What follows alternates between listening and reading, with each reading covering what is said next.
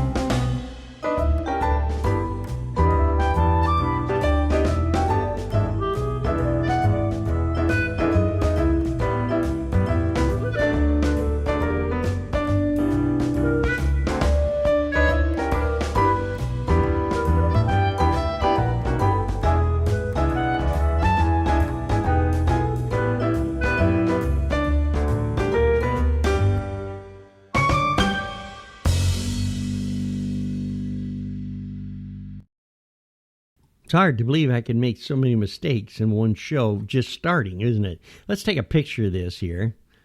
And I can picture it in my... Oh, wait a minute.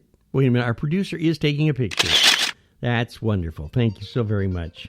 We've got a call coming in on the phone line, and it's all gone now, unfortunately. It was one of our viewers and listeners, Mr. Russ McKee, up here on South Hill Appeal, phoning into the show. Our producer's got the call now, and we'll get back to Russ in just a few moments. First of all, I want to talk about a little bit about what's going to happen in the state of Washington. As you know, the pandemic is, well, slowly but quickly disappearing, and that's great, simply because we're winning the war. I think we are winning the war. Now, you've heard a lot of shows that I've done about being negative towards the bubbleheads in Bubble Town called Olympia, Washington.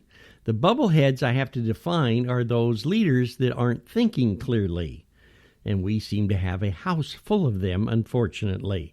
However, let's look at the good side. We're finally working through this pandemic. We're finally getting to the point where we are going to be opening this coming Tuesday, Level 3. How about that? And I understand at the end of June, the governor said we'll probably be back to normal with mask option of usage, of course. And I think it's thrilling. I think it's wonderful. We've made it, folks. So far, so good. And if you're one of the entrepreneurs out there that have really suffered this last 14 months, man, my heart goes out to you, because this has been a tough time for e-commerce. There is no way in the world that any time that you have something as massive as what we just went through, and it was massive for sure, that you can't fully understand what people have gone through. It's just absolutely unbelievable. And we've had so many moments during the pandemic era, as I'm going to call it, and it'll go down in history, of course, of such trials and tribulations and heartbreak. And we've had violence, we've had destruction, we've had everything you can think of. And as our country has been founded on the belief of freedom, of liberties, we have come strong again and started to reunite this country. And unity is so very important. Without unity, we're not going to have a country. We're going to be broken in two, which we were back in the 1800s, if you remember the Civil War days in history. It's been tough. It's been a tough road, but we're going to make it. And I'm excited because e-commerce will be changing. There's a lot of online stuff going on now. I was asked the other day a very simple question. They said, well, Bill, March of 2020, the world came to an end. And e-commerce was struggling as it was to really come up with out of the carton type ideas, What's good do you think going to happen now? Well, I'll tell you what I think is going to happen now. I think we're going to see a whole change. I don't really believe that e-commerce and the way we shop and the way buildings of companies are put together are going to be the same. I think we're going to see a real mending of our entrepreneurship ideas. I think we're going to see a change in media. I think we're going to see more people shopping from home. And that's too bad for the brick and mortar stores because I enjoy those too. But I think we're going to see some changes, though, that are real positive, that'll make our lives even better. So I'm very excited to hear what's going to happen in the future. I think it's going to be exciting for us, for sure. So look forward to positive ideas coming up in the actual area of shopping, business, working from home. I mean, I can see a whole new world, much brighter. And even though I get a little bit nervous about high tech, because everything is changing so fast. When you look at the things like cars without a driver, you jump into the car, it drives you wherever you want to go.